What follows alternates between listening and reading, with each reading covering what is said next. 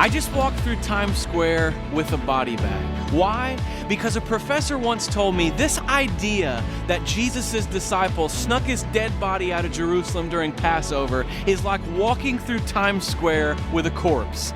People will notice. The disciples of Jesus didn't steal his body. Something else entirely different happened. The resurrection is the core of Christianity, and Tim Keller puts it this way. The issue on which everything stands is not whether or not you like Christianity, but whether or not he rose from the dead.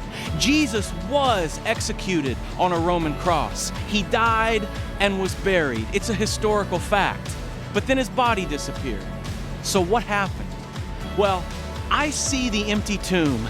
I see Jesus' disciples go from cowards to bold preachers of the gospel. They lost their lives because they said, "We have seen the risen Messiah." I see Paul, formerly known as Saul. This was a guy who makes a living killing Christians, miraculously transformed into a person who gave everything for Jesus. I see the New Testament church living counterculturally, spreading the good news of Christ. I see these things, and I can boldly say, He is alive. And if Jesus is alive, everything changes. If Jesus is alive, then all those things that you and I wish were true are true. Love lasts forever. Real justice is coming. The poor and the sick and the brokenhearted can find relief in this resurrected King and his people.